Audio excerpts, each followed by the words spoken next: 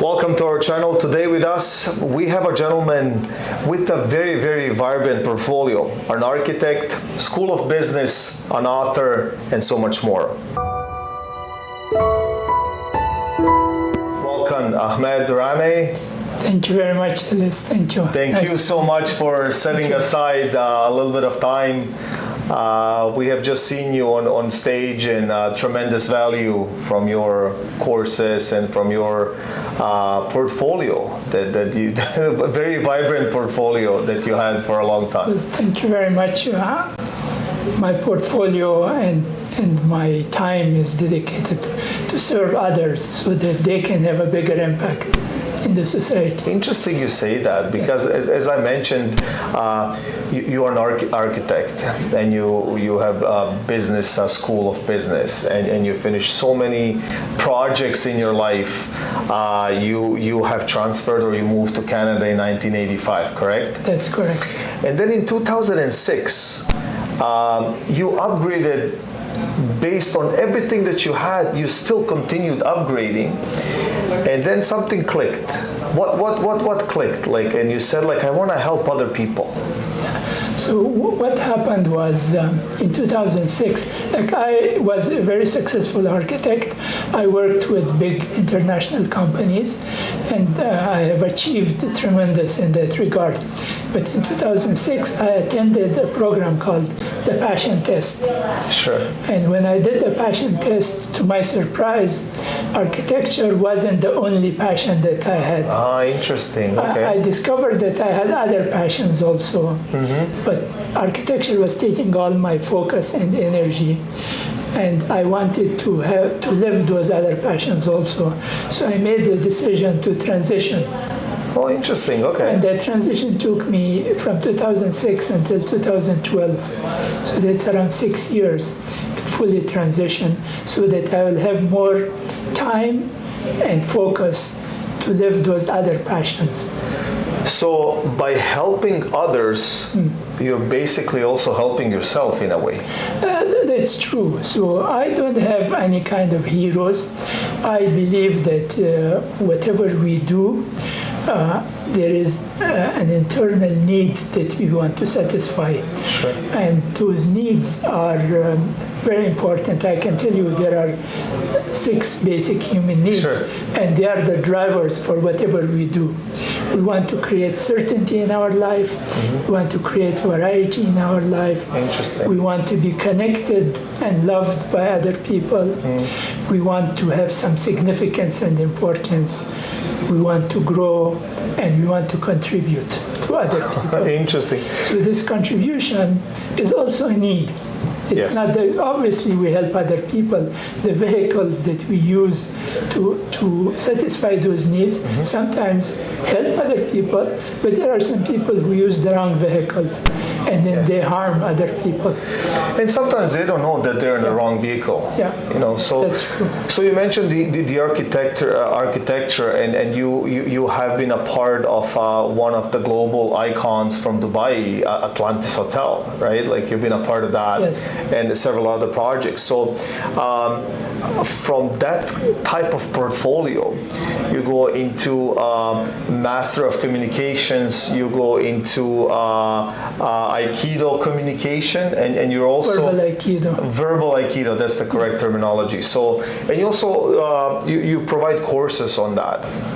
Yes. What I did was, when I transitioned, obviously I didn't have the kind of exposure that people will invite me to do that. So I created my own programs. Nice. So you saw a tip of what I discussed today, but I have over 15 different programs that I have developed over the years, and they're all geared towards helping people to reach their full potential. Full potential.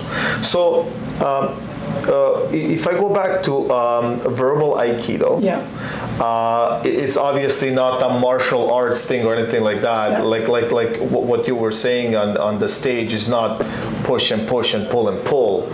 It's to avoid Yes. difficult Yeah. communication So- situations. So verbal aikido is not my program. Sure. It was developed over a period of 15 years by one of my mentors and my good friend James McNeil. Wow. He developed it and then he trained a select number of people to teach.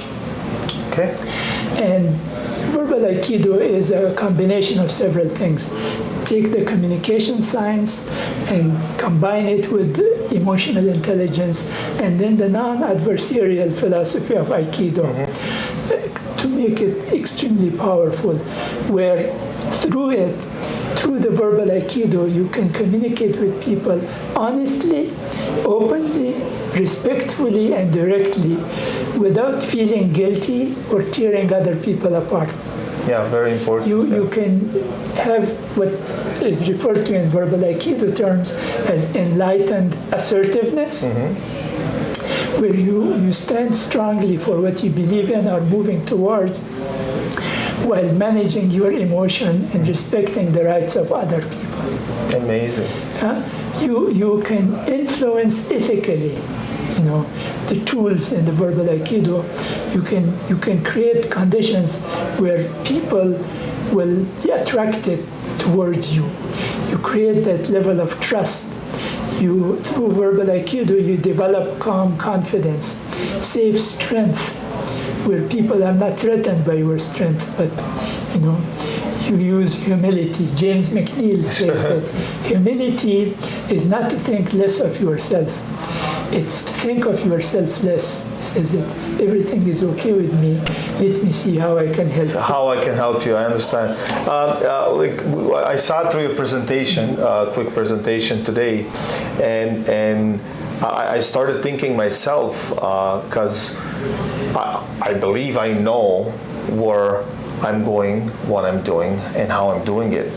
But then once you have put a couple of levels of different stages, whether it's communication, whether it's problems, whether it's this, whether it's that, like all of a sudden, I started to sit and think, and it does make sense. I can also alter, or I can make stuff better if I understand where I'm coming from or in the state, right? So I thank you. It was an eye opener, even though it's little small things, but it can change a lot in the behavior and perception.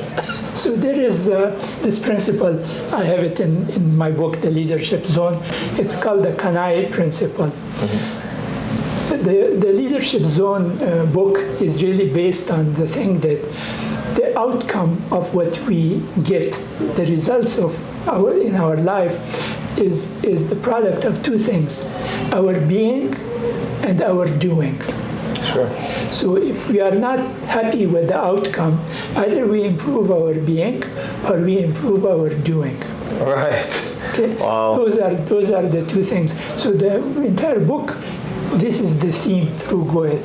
So to improve our being, we need to cross those 6 barriers. Every person goes through them. Going through those 6, passing through the 6 barriers, we reach our full potential. And then what we can do is whenever we can improve our doing, it will take us to a certain level.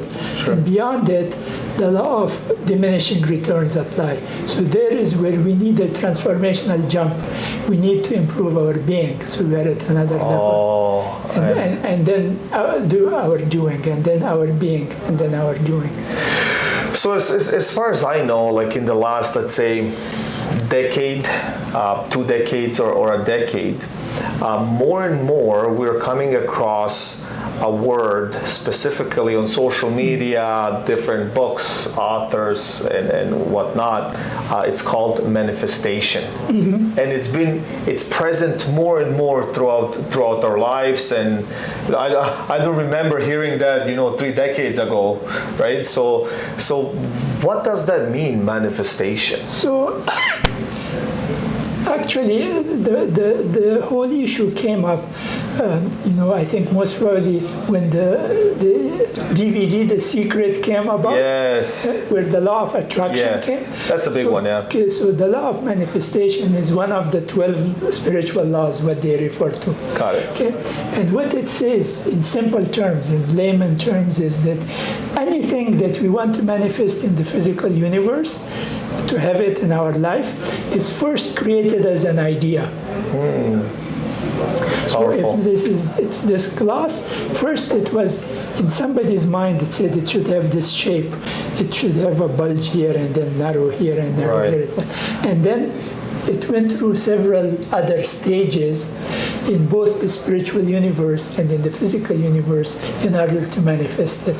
And I might briefly say that my version of the law of manifestation goes through the following general versions. Item number one, it has to be imagined or thought in somebody's mind. So that imagination, and so either me or you or everybody based on their own, what I refer to as the 3 E's, their education, their experience, and their environment. We have a certain world outlook, a certain paradigm, a certain blueprint. Yeah. Based on that, we imagine something, then we make an intention. We make the intention that to have this in my life as a physical object is a good thing. Then it will go through that stage where I make a decision. Okay? The decision is that, okay, I want to manifest it. And that decision will not amount to anything unless it's followed by another thing, which is called commitment. Oh, okay. Okay? You are committed to that decision, and then you make a plan. So now that you are committed, you make a plan of how that idea can be manifested. Coming from an architectural background, for us it is very simple to understand. We first imagine the building, how it's going to look, then we make some sketches, then we draw it, then we make the working drawings, then we have a contractor, hire a contractor, then they build it into a facility process. So it go through that stages. So that plan will be that, okay, where am I going to get the glass? Where is it going to melt? Where is it going to, the measurements and everything. And then we take action. After the planning is the action stage. And the result of that action is the manifestation. So it's not just something, that you just visualize it and then you expect that the universe will deliver it to you. Yeah, that's the common theme. That's the common theme. It's like we will sit down, we will look at the ceiling, and things will manifest. Yeah. I don't think it's enough. Yeah. So in every perhaps that comes from certain religious ideas where people believe that the Creator is going to deliver it to us. But I come from a faith. I am from the Muslim faith, and in it says, in the Islamic philosophy, it says that from you is haraka, and from God is barakah. Okay, so the haraka means you have to move and take action, and then God will bless it. With barakah. Yeah, I understand. Fully. So that's what. So I will tell you a little interesting story. A few weeks ago, I was at the headquarters of Ellis Don. Yeah. And as I'm sitting down and I'm talking to corporate, and we even shot in our YouTube channel, you can see the video, we even shot the entire head office and whatnot. And as I'm sitting, these slides are going across. And one of the slides, it was the Atlantis Hotel in Dubai on the Palm Islands, right? The Palm Island. And as I'm doing that, I'm thinking to myself, I'm like, wow, I would love to speak to someone who has built that, who went through that architectural process. So 2 weeks after that, from a mutual friend here in the office, and she told me, she said, this gentleman and we were talking about your training and your books and everything else, and then today, this morning, you tell me, well, I was an architect, I'm this, I transitioned, all of that, and I was a part of that team. And you see like that is interesting. Like I did not specifically sit there, Google your name. It was not my job. I believe I had a thought, like you said. I manifested that thought, and everything else was done. But I was continuously doing my work towards something. Could have happened today. It could have happened 20 years from today. I don't know the timeline. Or never happened. Or never, right? But it's just interesting, like as you're explaining it thoroughly, like these stages, I'm happy it happened. You know. So there is a principle in the passion test, which says that in order to manifest any kind of passion in your life, there are 3 stages: intention, and then attention, and then no tension. And the passion test, by the way, is not my work. I'm a certified facilitator for the passion test, but it was developed by Janet and Chris Atwood. It's their program. I'm a certified facilitator. The principle is that if you want to manifest something in your life, first you intention it, and then you put attention on it. But attention can be conscious or non-conscious. Okay. Is there a difference? Powerful or not powerful, or like they both work in sync. In sync. Okay. They support each other. And then no tension. No tension is a very powerful philosophy, and that is that our Creator knows better than us what is good for us, and therefore sometimes we imagine things that we think if we manifest it this way, it will be good for us, but then God delivers it after our attention, after our decision, our commitment, our planning, our action. The result is different than what we had thought about. If that happens, we accept it without any tension or resentment. That is the no tension part. Because we believe that the Creator has the bigger picture, and the way it is delivered to us is much better than what we had thought will be good for us. Amazing. So Ahmad, thank you so much. Let's wrap it with this. Thank you so much for coming. Thank you. I will have all the links from your Duranai Enterprises. It's located here in Mississauga. Our guests and everybody that is interested can also take these courses via Zoom call, so they don't have to be physically present. So they can go to my website, duranet.ca, duranet.ca, and the courses, we have 3 courses that are offered in the next 2 months that are there, but they can look at all the other programs also and can get in touch with me or with our group. The contact information is there, and we can discuss the details. Thank you so much. So I think it's time for you to give me your autograph on these books.